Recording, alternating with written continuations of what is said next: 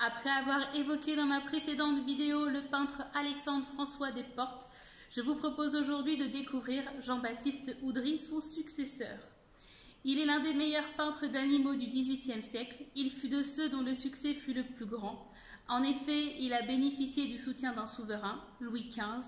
Celui-ci aimait autant la chasse que son prédécesseur, Louis XIV, aimait la guerre. Jean-Baptiste Oudry est surtout connu pour avoir été le peintre des chasses du roi Louis XV, mais aussi le directeur de la manufacture royale de tapisserie de Beauvais.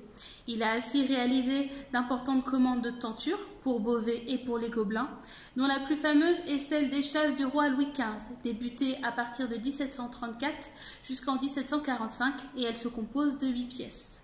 L'art d'Oudry est très important. Il est aussi célèbre pour ses natures animalières, ses animaux exotiques et ses portraits de chiens de chasse. Vous avez ici derrière moi un exemple. Il s'agit d'un barbet faisant lever 2 canards.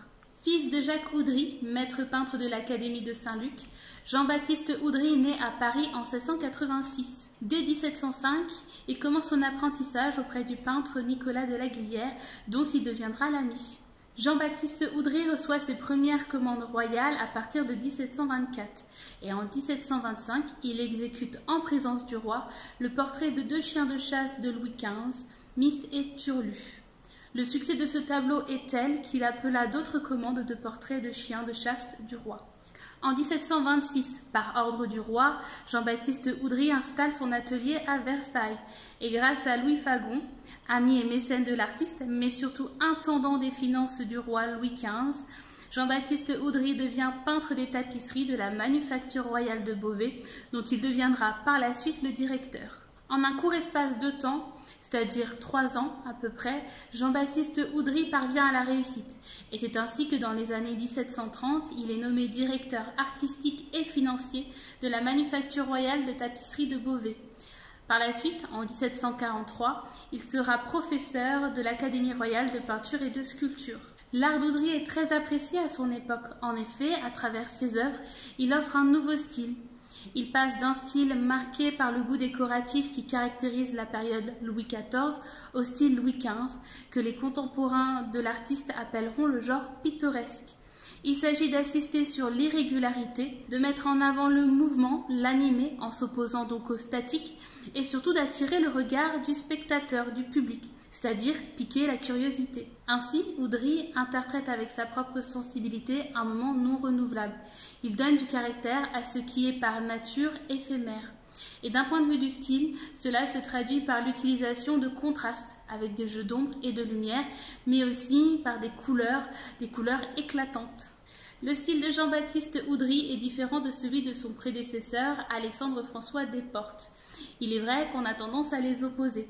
Cependant, il semble qu'Oudry et Desportes n'aient pas nourri de sentiments hostiles l'un envers l'autre. Et de plus, la demande en sujet animalier était suffisamment importante pour les tenir occupés. Tandis qu'Alexandre-François Desportes conserve le naturalisme de ses origines flamandes et la dignité du style Louis XIV, Oudry, lui, grâce à sa maîtrise du nouveau style, ce genre pittoresque, se présente comme un Desportes moderne qui correspond au nouveau goût de l'époque Louis XV.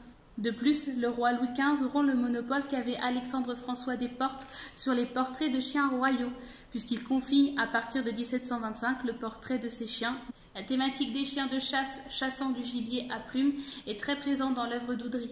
En effet, pour exemple, il existe plusieurs tableaux où se représentait un barbet. C'est la race de chien qui est représentée derrière moi, chassant du gibier à plumes tels que des canards ou encore des hérons ou des cygnes. Et ceci s'explique par le fait que Jean-Baptiste Oudry est l'un des plus féconds et sans contexte le plus varié des artistes du XVIIIe siècle français, même si la thématique des portraits est peu présente et que la thématique religieuse, elle, est inexistante. De son vivant, l'artiste fait de son atelier une sorte de musée Oudry où il expose des tableaux de toute période de sa carrière. Malheureusement, cette collection fut dispersée à sa mort. Il décède le 30 avril 1755 d'une crise d'apoplexie et est inhumé dans l'église Saint-Étienne de Beauvais où il a été le directeur de la fameuse manufacture de tapisserie de Beauvais pendant près de 20 ans. On ne s'étonnera pas que le roi Louis XV, dont la passion pour la chasse est connue, ait été un grand amateur de la peinture d'Oudry. Cette passion cynégétique était aussi partagée par de nombreux princes en Europe. De fait, l'artiste a bénéficié de nombreuses commandes étrangères. Ses œuvres gardèrent la faveur des collectionneurs jusqu'à la Révolution, moment à partir duquel sa réputation, ainsi que celle des artistes qui lui étaient contemporains, déclina. Il faudra attendre le 19e siècle pour que la critique réhabilite l'artiste et son œuvre. Plusieurs œuvres de Jean-Baptiste Oudry sont exposées dans les salles du château-musée de Gien. J'espère de mon côté que cette courte vidéo, ainsi que celle réalisée sur Alexandre-François Desportes, vous ont permis d'en apprendre un peu plus sur les grands peintres du XVIIIe siècle français. Toute l'équipe du Château-Musée de Gien se joint à moi pour vous remercier d'être de plus en plus nombreux à nous suivre.